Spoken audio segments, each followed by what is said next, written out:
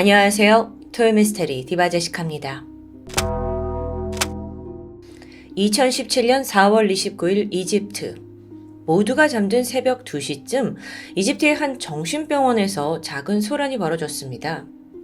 침대에 묶여있던 여성 환자가 병실 밖으로 도망쳐 나온 거예요. 이 환자가 처음엔 화장실을 가고 싶다고 요청을 했죠. 그래서 간호사가 결박되어 있던 손발을 풀어줬는데 그러자마자 돌연 간호사를 밀치고 아주 공격적인 모습으로 도망쳐 버린 정황. 이후 환자는 어딘가로 필사적으로 달리기 시작했어요. 그녀가 도달한 곳은 2층 복도 끝에 위치한 창문 앞. 여기서 여성 환자가 잠시도 고민하지 않고 창문 밖으로 몸을 내던집니다. 쿵 소리가 들렸고요. 이 모습을 보던 간호사들은 충격에 빠졌죠. 이후 그녀는 급하게 중환자실로 옮겨졌습니다. 심한 부상을 입은 상태예요. 그리고 3시간이 지난 새벽 5시 도저히 안 되겠다 싶었는지 다른 병원으로 이송이 되었지만 끝내 사망하고 말았습니다. 이집트 정신병동에서 벌어진 갑작스러운 사망사고. 그런데 예상외로 이 여파는 대단했습니다. 이 사건이 국가적인 분쟁으로까지 이어졌으니까요. 그 이유는 사망한 환자가 다름 아닌 외국인이었기 때문인데요. 게다가 그녀는 여행객이라고 하는데 도대체 어쩌다 남의 나라 정신병원에 갇히게 된 걸까요? 이 복잡한 사건의 시작은 4일 전인 2017년 4월 25일로 거슬러 올라갑니다. 27살의 폴란드 여성 막달레나 주쿠. 그녀는 어느 때보다 잔뜩 설레어 있었습니다. 남자친구인 마르쿠스의 생일을 맞아서 깜짝 선물을 준비했거든요. 그게 바로 비행기 티켓이었죠. 이집트에 있는 해변 휴양 도시인 마르사 알람을 여행하는 일주일 패키지권이었어요. 선물을 받은 남자친구는 너무 놀랬죠. 그리고 바로 날짜와 시간을 확인해 보는데 오늘 떠나야 한대요. 몇 시간 뒤에요. 말 그대로 서프라이즈 선물인데요. 이때 난감한 상황이 생깁니다. 하필 남자친구 마르크스의 여권이 만료가 된 상태예요. 그래서 당장 해외여행을 떠날 수 없어요. 비행기 탑승까지 남은 시간은 5시간 정도. 너무 급박하니까 환불도 불가능하잖아요. 커플은 고민을 하다가 결국 어려운 결정을 내립니다. 이 돈이 너무 아까우니까 일단 막달레나 혼자서 휴가를 떠나기로 한 거죠. 물론 이게 좀 위험한 생각 아니야 싶기도 한데 사실 막달레나는 미용사로 일하면서 정말 바쁜 일상을 보내왔습니다. 또 이번 이집트 여행에 굉장히 기대했고 설레어하고 있었고요. 그러니까 안 가긴 너무 아깝죠. 그래서 막달레나가 이참에 휴양지에 가서 혼자만의 여유를 즐겨보자 라고 맘먹게 된 건데요. 저녁 8시 남자친구 마르쿠스가 그녀를 공항에 데려다 주었고요. 4시간 30분의 비행 끝에 막달레나는 드디어 이집트에 도착합니다. 도착하자마자 부모님과 남친에게 무사히 왔다는 연락을 남겼어요. 그리고 차를 렌트해서 미리 예약해두었던 호텔로 향했죠. 26일 자정이 넘은 시간입니다. 막달레나는 호텔 체크인을 마치고 방으로 들어가서 휴식을 취합니다. 비록 혼자이긴 했지만 이집트 나홀로 여행이 굉장히 설레었어요. 그렇게 잠을 자던 새벽 3시 막달레나는 시끄러운 소음에 잠에서 깼습니다. 근데 좀 이상해요. 이 소음이 밖에서 나는 게 아니라 마치 방 안에서 나는 것 같았거든요. 그럼 너무 무섭잖아요. 설마 이 방에 누가 있는 거야? 두려움을 느낀 그녀는 일단 호텔 프론트로 연락을 했고 동시에 남자친구 마르쿠스에게도 너무 지금 무서운 상황이다 라고 사실을 알리게 됩니다. 띵동! 얼마 후에 호텔 직원이 방을 찾아왔어요. 다 구석구석 뒤져보는데 별다른 이상한 점은 없는 거예요. 그래서 막달레나도 나 자다가 꿈을 꾼 건가? 그렇게 사건은 막달레나의 착각으로 일단락되는 듯 했습니다. 그런데요 여러분, 이날을 기점으로 막달레나의 행동이 조금씩 이상해지기 시작합니다. 바로 다음 날 그녀는 폴란드에 있는 친구들한테 문자를 보내요. 어디쯤이야? 기다리고 있을게. 아니 무슨 소리예요? 친구들은 폴란드에 있고 자기는 이집트잖아요. 근데 같이 금방 만날 것처럼 문자를 보내는 겁니다. 심지어 호텔에서 마주친 다른 투숙객들과 대화를 나누게 되거든요. 근데 이때도 뭐라고 하냐면, 저는 친구들과 같이 여행 왔어요. 아니, 분명 비행기도 혼자 타고 왔고요. 호텔 체크인도 혼자였어요. 여기 올 친구도 없고요. 기이한 행동은 계속됩니다. 호텔 로비에 막달레나가 조용히 앉아 있었거든요. 그러다 갑자기 대뜸 일어나더니 막 춤을 춰요. 그래서 다들 저 뭐야? 싶었죠? 근데 그러다 갑자기 주저앉아서 막 우는 거예요. 감정의 소용돌이에 빠진 거죠. 좀처럼 종잡을 수 없는 행동을 보이는데 그러다 문득 그녀의 부모님과 남자친구 마르쿠스에게 문자 한 통이 도착합니다. 지금 방으로 올 거야? 이거 너무 이상해요. 이걸 본 부모님과 남자친구는 상태가 이거 이상한데 하면서 이제 걱정이 됐죠. 그러다 마침 막달레나가 현재 묵고 있는 이 호텔에 폴란드어가 가능한 직원이 있다는 걸 알아냅니다. 그는 호텔에 상주 중인 여행사 직원 마흐무드 카일이었습니다. 가족이 호텔 측에 전화를 해서 우리 딸 상태를 좀 봐달라고 간곡히 요청했어요. 그래서 마흐무드가 그녀를 만났고 대화를 시도하게 되죠. 당시 막달레나의 상태는 생각보다 더 불안정했습니다.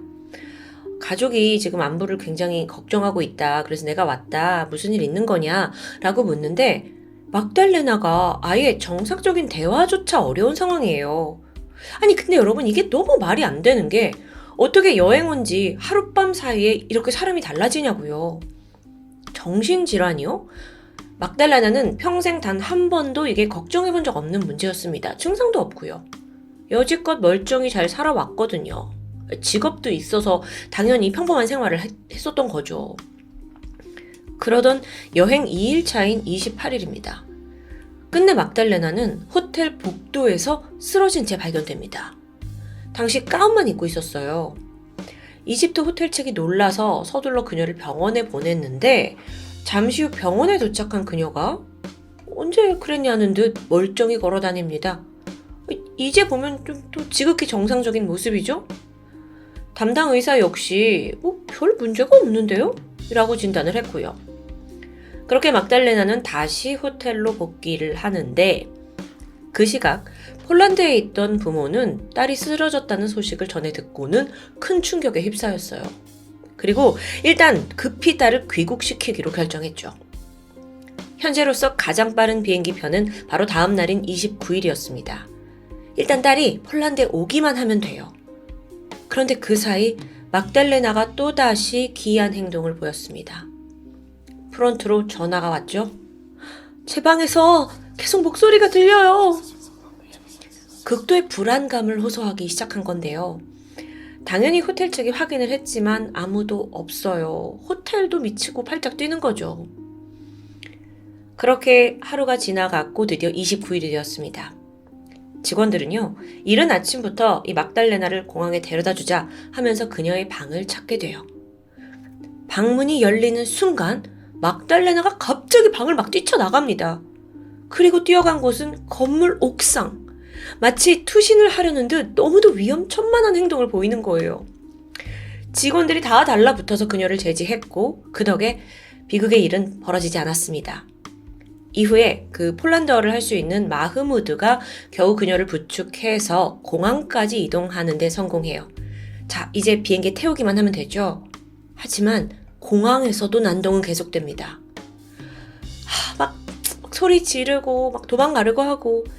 근데 이 공항이란 곳은 보안이 중요하잖아요. 결국 공항에 있는 안전요원의 이 모습이 눈에 띈 거예요. 그리고 비행기 탑승이 끝내 거절되었죠. 이때 막달레나의 상태가 너무 불안정하니까 의사의 승인이 있을 때까지 이집트에 머물러라 하는 결정이 내려집니다.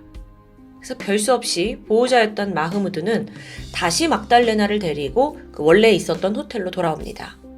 그런데 이번에 호텔 측이 숙박을 허락하지 않았어요. 여태 난동을 일으켰으니까요. 그래서 결국 이제 수소문을 한 끝에 또 다른 숙소를 찾아냈고 오후 5시쯤 마흐무드가 막달레나의 부탁으로 남자친구 마르쿠스에게 영상통화를 걸어줍니다. 남자친구 역시 딱 통화를 하는데 이게 내 여자친구 맞나? 막 사람이 좀 불안해하고 있고 완전 다른 모습인 거예요. 그래서 혼란스러웠죠. 근데 이때 뭐라고 하냐면 자기 누군가 날 해칠 거야. 그래서 마르쿠스가 차분하게 혹시 무슨 위협을 받고 있는 거야? 라고 질문합니다. 그러자 순간 막달레나가 아주 작은 목소리로 속삭였죠. M을 조심해야 돼. 순간 마흐무드가 핸드폰을 채갔습니다. 그리고는 지금 막달레나 상태가 좋지 않아요.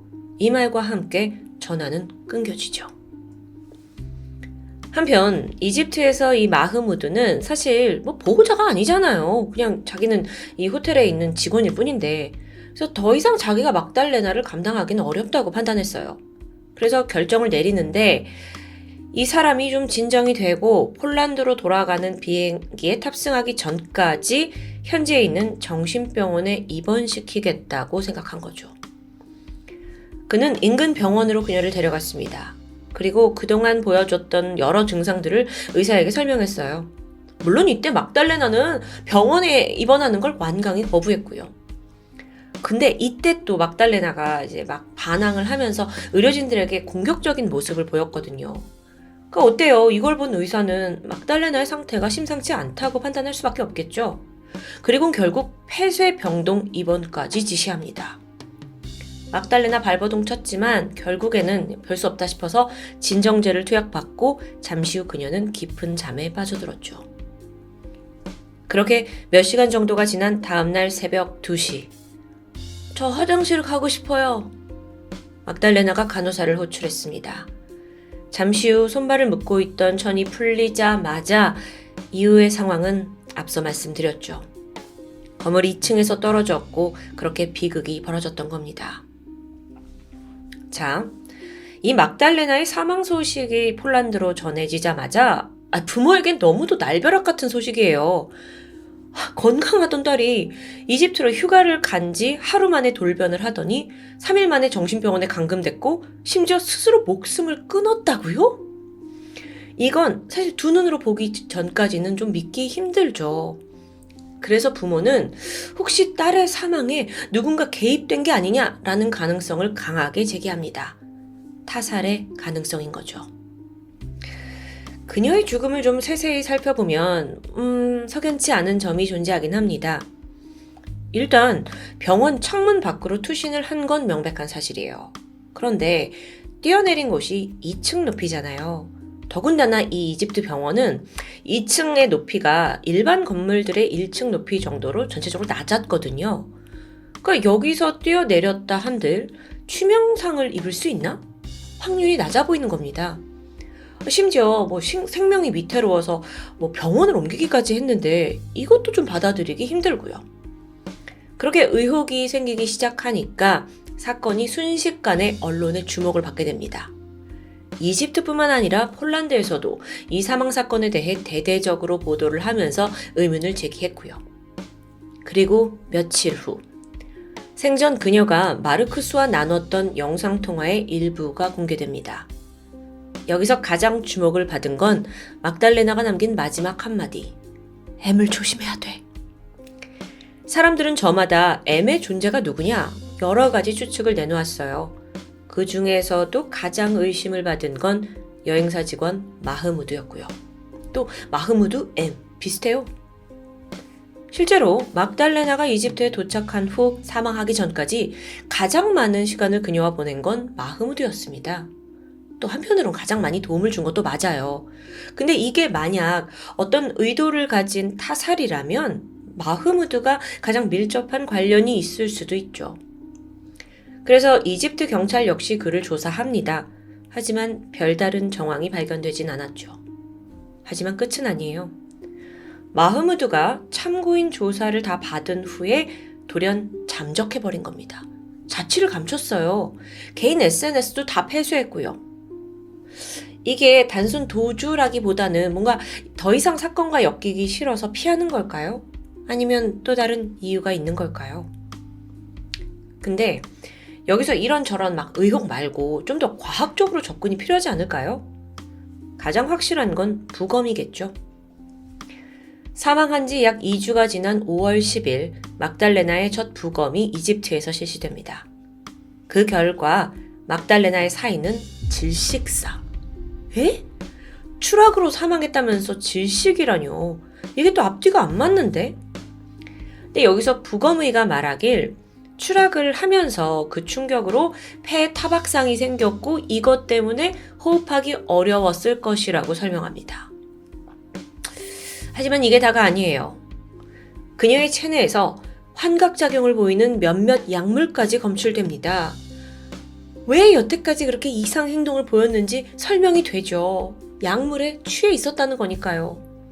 아니 그럼 도대체 어떤 경로로 그리고 어떻게 약물을 섭취하게 된 걸까요? 이 부분은 알려져 있지 않아요. 자, 사건이 결코 단순하지 않다는 걸 인지하게 된 폴란드 정부는요. 그때부터 적극적으로 나서기 시작했어요. 그래서 관계자들이 막달레나의 시신을 폴란드로 이송해 달라고 요청했죠. 그리고 보다 정밀한 검사를 위해 재부검을 실시하기로 합니다. 드디어 시신이 도착했고 5월 19일 2차 부검이 실시됩니다. 하지만 여기서 또 황당한 사실이 밝혀져요. 이집트에서 시신을 보내기 전에 이미 방부 처리를 해버린 거예요. 사실상 아무리 부검을 해도 더 이상 알아낼 수 있는 유의미한 정보가 없는 거죠. 이건 유족이나 폴란드 정부의 허락을 전혀 받지 않고 이집트 쪽에서 독단적으로 이 방부 처리를 실시한 거고요. 이게 이러면 혹시 이 죽음에 있어 이집트 정부가 뭔가를 숨기려고 이러는 건 아닐까라고 충분히 의심할 수 있습니다. 한편 이집트는요. 막달레나 사망 사건은 그저 평범한 사고다라고 주장합니다. 병원 측 역시 이전부터 계속 투신을 시도하지 않았냐, 위험 행동을 많이 보인 사람이다 라고 증언했고요. 하지만 이 사건의 미스테리한 점 때문에 점차 세계적인 주목을 받게 되거든요. 그러니까 해당 병원이 아예 입을 닫아버려요. 여기도 이유가 있는데 이집트 정부에서 더 이상 인터뷰하지 마세요 라고 강경한 지시를 내렸기 때문입니다. 물론 이집트 입장에서는요. 더 이상 불미스러운 어떤 일에 휘말리고 싶지 않겠죠. 게다가 이 나라는 관광산업이 중요하잖아요. 그래서 혹여나 외국인 관광객이 자국에서 사망한 사실이 알려지면 경제적 손실을 우려했을 수도 있습니다. 아무리 그렇다고 해도 사건을 너무 쉬쉬하고 덮으려는 태도는 도무지 이해할 수 없는 모습이에요. 그렇게 결국 막달레나의 사망은 자발적인 죽음으로 결론이 내려졌습니다. 2017년 5월 23일 폴란드에서는 그녀의 장례식이 치러졌죠. 이런 와중에 막달레나의 부모님은 끝까지 딸의 죽음에 대해 파헤치겠다는 의지를 비쳤는데요. 폴란드 당국 역시 이집트 정부가 너무 비협조적이다. 하지만 우리는 모든 가능성을 열어두고 수사를 하겠다라는 입장을 밝혔습니다. 이 사건이 참 처음부터 끝까지 이해할 수 없는 상황의 연속이었습니다. 현재까지도 막달레나의 죽음을 둘러싸고 여러 가지 추측과 가설들이 떠돌고 있긴 해요. 과연 진실이 밝혀질 수 있을까요? 설레는 해외여행에서 외로운 죽음을 맞이해야 했던 막달레나. 하루빨리 진상이 밝혀지지 않는다면 이 부모님은 평생 가슴에 대못이 박힌 채 살아가야겠죠. 진실이 밝혀지는 날이 오길 기다려봅니다. 지금까지 토요미스테리 디바제시카였습니다. 안녕하세요. 토요미스테리 디바제시카입니다. 꽃다오. 태국어로 꼬는 섬, 따오는 거북이를 의미합니다. 태국 남쪽에 있는 섬 꽃다오는 멀리서 바라보면 큰 거북이가 이렇게 바다 위에 누워있는 것 같아서 이런 이름이 붙였다고 하는데요. 이곳은 다른 섬들에 비해서는 크기가 작은 편입니다. 그래서 상대적으로 개발도 덜 되었고요. 그럼에도 불구하고 여기는 관광객들로부터 큰 사랑을 받고 있습니다. 1년에 거의 50만 명에 가까운 외국인 관광객들이 들이닥치고 있어요. 그 이유를 보자면 워낙 맑고 청정한 바다가 있고 또 여기서 스노클링, 스쿠버 다이빙 즐길 수 있고 섬을 둘러싸고 있는 해변도 굉장히 아름답습니다. 게다가 섬이 봉긋한 산악지형이라서 섬 전체를 내려다볼 수 있는 하이킹도 인기고요. 그런데 이 평화롭고 아름다운 꽃다우를 좀 다르게 바라보는 사람들이 있습니다. 그들은 꽃다우가 죽음의 섬, 심지어 살인섬이라며 그 위험함을 강조하고 있는데요. 때는 지난 2014년 새해 첫날, 꽃다우 섬에 있는 힐사이드 리조트라는 곳의 앞바다에서 시신 한 구가 발견됩니다. 피해자는 닉 피어슨, 25살의 영국인 청년이었는데 닉은 가족과 함께 휴가차 이 태국 꽃다우를 방문한 상황이에요. 사실 그는 이전에도 6번이나 태국에 왔을 만큼 이 태국 자체를 사랑하는 여행객이었는데 무슨 일이 있었던 걸까요? 새해 하루 전날인 2013년 12월 31일 닉은 가족과 함께 식사를 했고 부모님과 바에서 술을 한잔 하게 됩니다. 그리고 다 같이 이 새해를 기념하는 카운트다운을 보러 가게 돼요. 불꽃놀이 행사가 끝났고 밤이 되자 이들은 모두 숙소로 돌아가는데 이때 닉은 부모님과 조금 떨어진 곳에 혼자 묵고 있었습니다.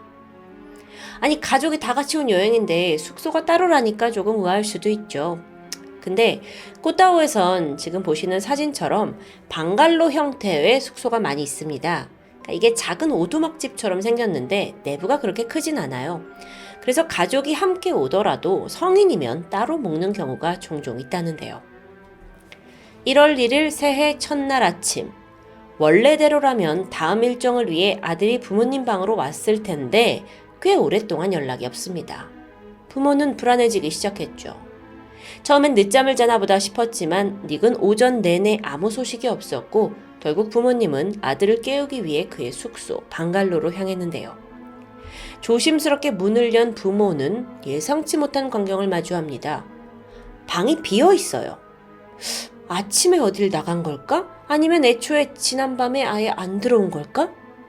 아들 전화기도 꺼져 있어서 행방을 알 수 없었고 결국 부모님은 곧장 경찰에 도움을 요청합니다. 그리고 같은 날 오후 이 꽃다우 앞바다에서 스쿠버 다이빙을 하던 사람들이 닉의 사체를 발견합니다. 피어스신 부부는 아들의 싸늘한 죽음을 확인하고 절규했죠. 그런데 이 시신에 이상한 점이 있었습니다. 닉의 몸 곳곳에 심상치 않은 상처들이 보인 겁니다. 피어스신 부부는 분명 아들이 살해당했다라는 걸 직감했고 초조한 마음으로 일단 태국 경찰의 수사 결과를 기다리게 되죠. 다음 날 현지 경찰의 수사 보고가 나왔습니다. 닉의 사인은 사고사. 경찰이 추론을 했을 때 닉이 지난밤 숙소에 가지 않고 밤 수영을 하러 나갔다가 15m 높이의 절벽에서 떨어졌는데 그대로 바다에 빠져 익사했다는 결론이에요. 하지만 닉의 부모님은 황당했죠. 아니 사고사라고 하기엔 닉의 몸에 너무나 상처가 많기 때문입니다. 게다가 그 새해 카운트다운이 끝났을 때는 이미 새벽 1시를 넘은 아주 늦은 시간이었어요. 그때 닉은 너무 피곤하다 바로 가서 자야겠다 라고 분명 말을 했는데 그랬던 사람이 갑자기 밤 수영을 하고 그 어두운 밤에 15m 절벽에서 혼자 뛰어내렸다고요? 앞뒤가 전혀 맞지 않습니다. 피어스 씨 부부는 일단 영국으로 돌아왔어요. 하지만 여기서도 이 죽음의 진실을 알기 위해서 발벗고 나서게 되죠. 사체 부검 의뢰하고 또 소송을 제기했습니다. 이 사건이 어쩌면 태국 현지에서 제대로 수사가 되지 않은 걸 수도 있다. 이걸 입증하려고 계속 노력해요. 하지만 사실상 영국 현지에서 벌어진 사건도 아니고 치안이 좀 안 좋은 동남아 한 섬에서 벌어진 사건이었기 때문에 사실상 많은 주목을 받긴 힘들었죠. 그러던 중 또 다른 사건이 발생합니다. 닉이 사망한 지 8개월 정도가 지난 2014년 9월 꽃다우에서 또 여행객이 사망한 채 발견된 겁니다. 이번엔 무려 2명이에요. 사체가 발견된 곳 여기도 역시 해변이었는데 피해자는 영국에서 온 여성 한나 위더리지와 남성 데이비드 밀러였습니다. 커플은 아니었고요. 이 꽃다우 섬에서 처음 만나 친구가 된 사이예요. 둘 다 여름 휴가차 이 친구들과 함께 꽃다우 섬을 방문했고 모두 20대 초반의 학생들이었습니다. 이들은 꽃다우의 술집에서 우연히 만나서 합석을 했고 서너 시간 대화를 나눴습니다. 기념사진도 함께 찍어뒀고요. 같은 영국 출신의 20대 그리고 심지어 같은 리조트에 묵고 있는 겁니다. 그래서 더 급격히 친해질 수 있었고요. 피해자 한나와 데이비드는 특히나 그 자리에서 서로에게 강한 호감을 표시했다고 하는데요. 시간이 지나서 먼저 한나와 이 여자 쪽 친구들이 일어서게 됩니다. 그러니까 데이비드가 아쉬웠는지 자기 친구들을 두고 한나의 무리를 쫓아가요. 술자리는 계속 이어졌죠. 그런데 새벽 2시 분위기가 무르익자 한나와 데이비드가 먼저 우리는 숙소로 같이 돌아가겠다며 자리를 뜹니다. 인근 CCTV에 둘이 손을 잡고 걸어가는 모습이 포착되어 있어요. 그랬던 두 사람이 죽은 채 발견된 건 다음날 아침입니다.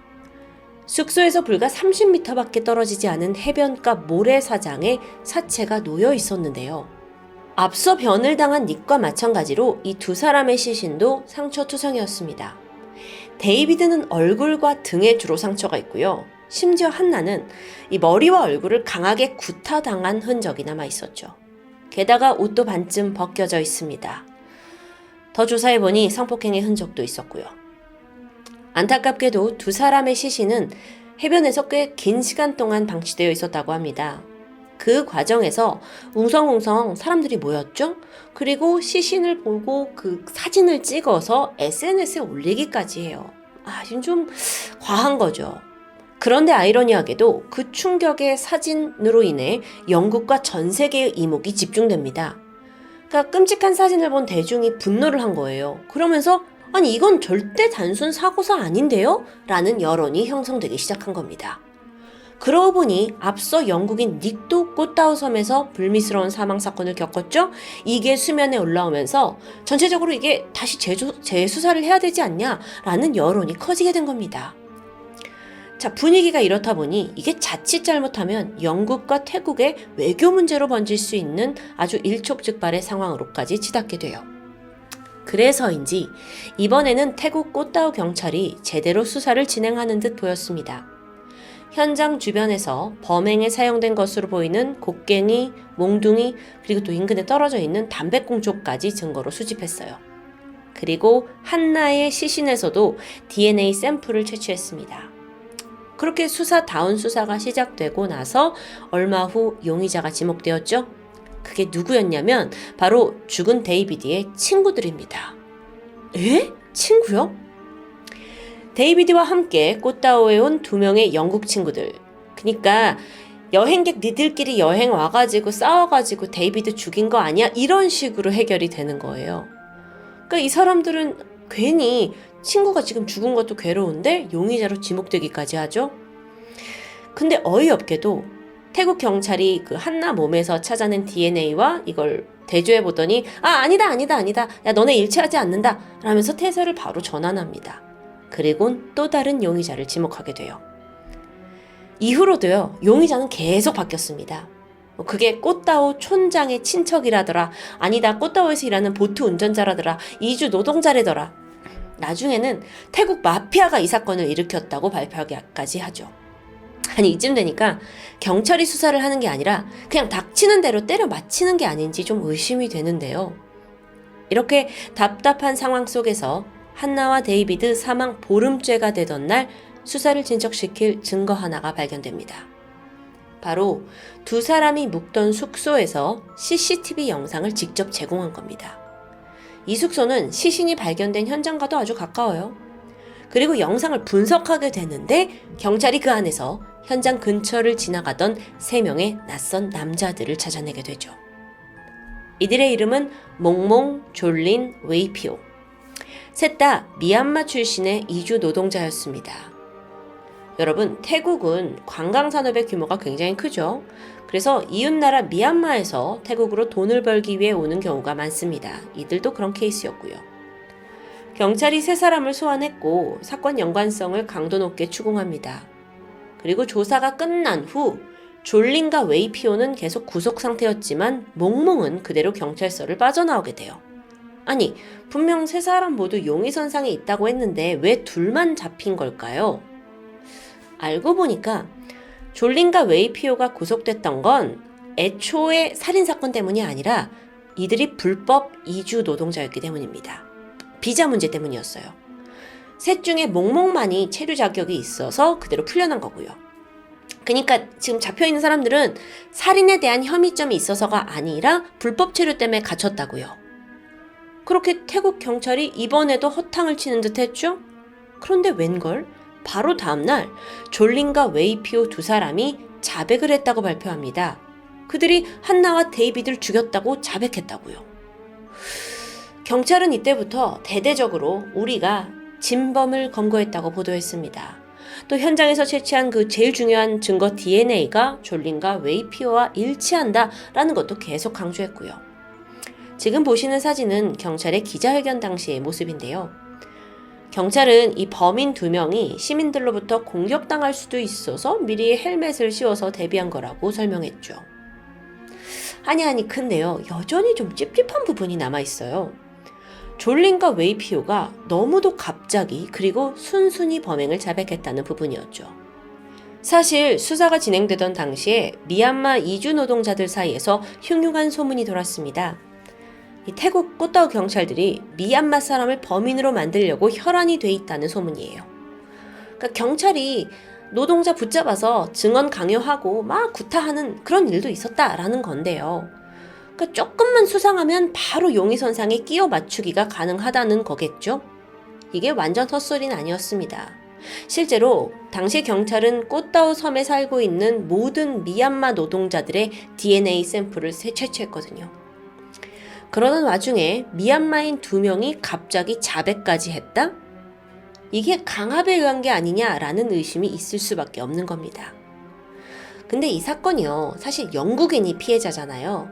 그래서 영국과 관련이 있기 때문에 태국 입장으로선 사실 그냥 대충 넘어갈 수만은 없는 상황일 텐데, 결국 2014년 10월 태국의 국가인권위원회가 나서서 조사를 시작합니다. 그러자 우려했던 대로 졸린과 웨이피오가 사실은 경찰의 고문과 강압에 의해 허위 자백을 했다고 진술하게 돼요.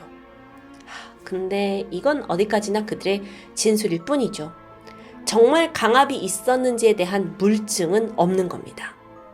반대로 경찰은 얘네들은 분명 DNA가 일치하는데 뭐가 더 필요하냐라는 강력한 입장이었고요. 아니 근데 이 DNA 검사도 어딘가 석연치가 않습니다. 처음 졸린과 웨이피오가 자백을 했을 때 경찰은 단 몇 시간 만에 DNA가 완벽하게 일치한다라고 발표했습니다. 그러자 많은 사람들이 의문을 품었죠? DNA 검사는 적어도 48시간 정도 걸리는데? 이에 따라 경찰이 증거 조작을 한다고 주장하는 겁니다. 여기에 동의한 많은 사람들이 서명운동을 벌였고요. 영국 외무부까지 성명을 내게 되죠? 아니, 제대로 수사를 해야 무고한 사람을 범인으로 몰지 않을 수 있고 또 그에 앞서서 진짜 범인을 잡을 수 있는 거잖아요. 하지만 태국에서는 더 이상 수사에 진전을 보이지 않았습니다. 그저 애매모호한 결과만 나온 채 결국 졸린과 웨이피오 두 사람은 재판에서 무기징역을 선고받게 되죠. 어쩌면 이들이 힘없는 나라의 힘없는 노동자여서 그런 건 아닐까라는 씁쓸한 생각이 듭니다. 그런데 여러분, 꽃다오에서의 사망사건은 이게 끝이 아닙니다. 바로 다음 해인 2015년, 그것도 1월 1일에 꽃다오의 한 숙소에서 프랑스 남성이 목을 매달고 죽은 채 발견됐어요. 게다가 며칠 후인 1월 21일엔 이번엔 영국인 여성이 호텔방에서 쓰러진 채 사망했습니다. 다시 2년 후인 2017년 여행객이 수영장에서 익사하는 사건도 있었고요. 이후로도 의문의 실종, 나무에 목을 맨 극단적인 선택까지 유독 관광객들이 사망하는 사건이 연달아 벌어지는 거예요. 그렇게 꽃다오에서 사망한 사람들 무려 20명을 훌쩍 넘깁니다. 이게 우연이라기엔 좀 많은 숫자죠. 이쯤 되니까 정말 꽃다오에는 어떤 범죄 조직이 연관되어 있는 게 아니냐라는 음모론도 대두됐고요. 한편으론 경찰이 계속 범죄를 방임하고 있다는 비판도 나왔습니다. 태국의 인기 여행지 꽃다오, 이제는 죽음의 섬이라는 오명을 가진 채 혹여 이곳에 여행을 고려하시는 분들에게 반드시 주의가 필요하다라는 생각이 드는데요. 근데 기본적으로 이 사건이 사망인지 살인인지조차 제대로 밝혀내지 못하는 당국을 과연 얼마나 믿을 수 있는 걸까요? 특히나 외국인 피해 사건은 국내 사건보다 더 가볍게 여긴다면 과연 그곳을 누가 찾게 될까요? 코로나 이후 해외여행이 급증하는 요즘 경각심을 갖게 만드는 사건이라고 생각합니다. 사고 자체를 막을 수 없다면 조심해야 하는 건 우리 본인이겠죠. 지금까지 토요미스테리 디바제시카입니다.